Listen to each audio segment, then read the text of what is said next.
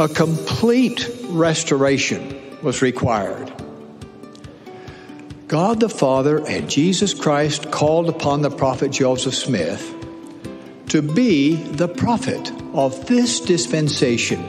All divine powers of previous dispensations were to be restored through him.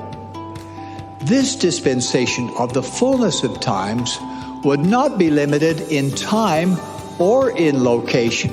It would not end in apostasy, and it would fill the world. As prophesied by Peter and Paul, all things were to be restored in this dispensation. Therefore, there must come, as part of that restoration, the long-awaited gathering of scattered Israel. It is a necessary prelude to the second coming of the Lord. Isaiah foresaw that in the latter days the Lord would send swift messengers to these people who were so scattered and peeled. This doctrine of the gathering is one of the important teachings of the Church of Jesus Christ of Latter-day Saints.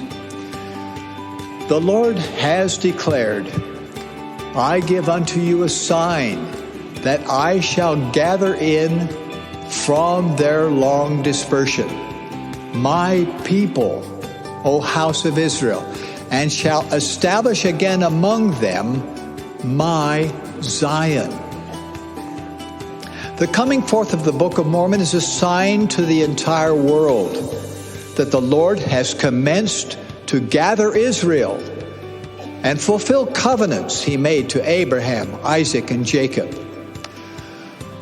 We not only teach this doctrine, but we participate in it. We do so as we help to gather the elect of the Lord on both sides of the veil. The Book of Mormon is central to this work. It declares the doctrine of the gathering. It causes people to learn about Jesus Christ, to believe his gospel, and to join his church. In fact, if there were no Book of Mormon, the promised gathering of Israel would not occur. Hi, it's Ben Peterson, and this is the Hope in Christ podcast, highlighting more insights from Isaiah chapters 13 through 39.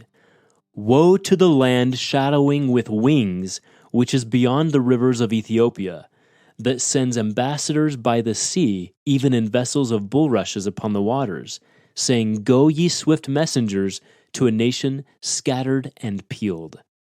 These words are from Isaiah 18, and they refer to the gathering of Israel. The phrase, "the land shadowing with wings," has been understood by modern prophets as a reference to the American continents, with North and South America each appearing in the shape of wings on the earth. And if you haven't seen that yet, go to Great-Grandma's house and grab her globe, or pull up an image online of the world and notice how North and South America look as if they're a pair of wings. Isaiah saw the day when the church would be established and send out missionaries to the entire world. Their mission? Not necessarily to baptize the entire world. Sure, Heavenly Father would love it if all of his children would choose to accept Christ as their Savior and come back home to him. But he also knows that there are a number of his children on the earth who will unfortunately not choose to return to his presence and receive eternal life. So who are the missionaries to teach and baptize? They're to share the gospel with all the world, and so are we. But their specific mission and ours is to gather Israel, to gather in Heavenly Father's faithful children who are searching for hope, who are searching for Him, to search out that nation that was scattered so many years ago and who remains scattered in every nation of the earth. So how do you know who is of Israel and who is not?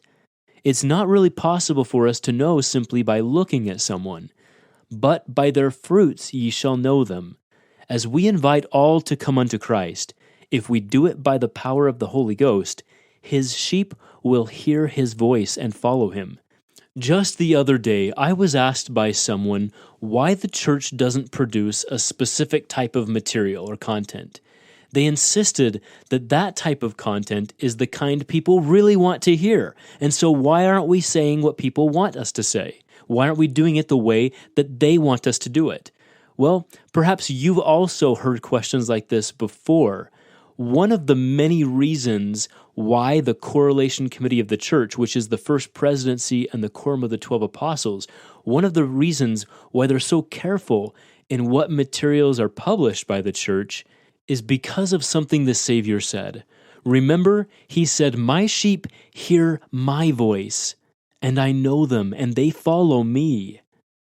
The truth is, if the church produced materials like the rest of the world does and conformed to what everyone wants to hear, would they be speaking with the voice of the Lord? Would anyone recognize that material and content as coming from the Lord and His church, and not just another church or ordinary institution? When we speak with His voice and represent His church the way He has directed through His living prophet, we can rest assured that anyone who is now or desires to be part of Israel, God's covenant people, will recognize the Savior's voice, and they'll become converted to Him. As our missionaries go throughout the world, and as we as members share the good news of the gospel and our hope in Christ with every person we meet, we are fulfilling Isaiah's prophecy and the Lord's promise to gather Israel, so that we're all prepared to meet Christ when He comes again.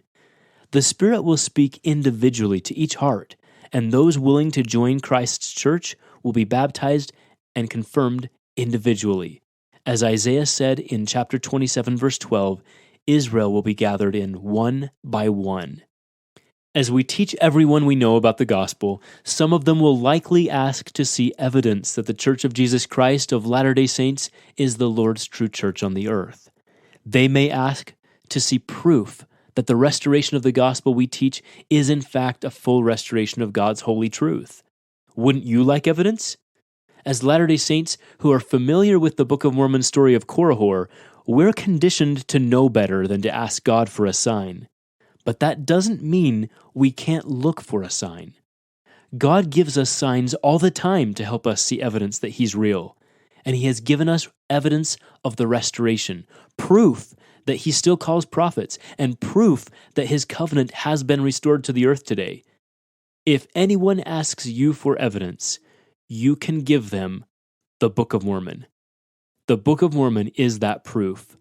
The Lord said in Doctrine and Covenants section 20, God gave Joseph Smith power from on high to translate the Book of Mormon, which contains a record of a fallen people and the fullness of the gospel of Jesus Christ to the Gentiles and to the Jews, proving to the world that the Scriptures are true and that God does inspire men and call them to His holy work in this age and generation as well as in generations of old.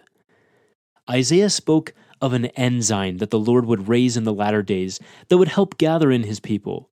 The Book of Mormon seems to fit that description, and it most certainly fits the description of what Isaiah was talking about in chapter 29. Isaiah saw the coming forth of the Book of Mormon. He spoke of Joseph Smith, the three witnesses of the Book of Mormon, Martin Harris's visit to Professor Anthon in New York. Numerous verses from Isaiah 29 are actually quoted by Nephi in the Book of Mormon, but the verses Nephi quoted are longer than the verses in the King James Version of the Bible. Why? Possibly because Nephi would have been quoting the words of Isaiah that were written on the gold plates prior to 600 BC, less than 100 years after Isaiah would have died. Again, the Book of Mormon and writings of modern prophets like Joseph Smith are some of the best commentaries to help us understand the Bible. As you study Isaiah 29 personally or with your family, you might want to study it with the Joseph Smith translation, which includes some of those additional words not present in the Bible. As the Lord works to bring about what He called a marvelous work and a wonder, the words of the Book of Mormon will continue to speak to the hearts of men, women, and children everywhere. The Book of Mormon is evidence of the gathering of Israel. It is a sign to the world that the Lord has commenced His great work to prepare His children and the entire world for the glorious second coming of His Son, Jesus Christ. Without the Book of Mormon, there would be no gathering of Israel. The Book of Mormon is central to God's work today. As Isaiah said, "In that day shall the deaf hear the words of the book, and the eyes of the blind shall see out of obscurity and out of darkness. The meek also shall increase their joy in the Lord, and the poor among men shall rejoice in the Holy One of Israel." God has called his covenant children by the name of Israel, a term meaning prevail with God or let God prevail. And in the end, they will prevail. They'll prevail because they let God prevail in their own lives. They will give deference to him and will follow him in all his ways. He will be their God and their king. They will become spiritually born again in the flesh. They will put on Christ. And at the day of Christ's second coming, Israel will be identified by a new name. They will be identified by the name of Jesus Christ. Witnesses of him and examples of him to all the earth. They are his chosen people, and if they continue to keep their covenants with him, he will carry them through the turbulence of the last days. That brings us to our discussion tomorrow, living as a member of Christ's restored church in the middle of the turmoil of the 21st century.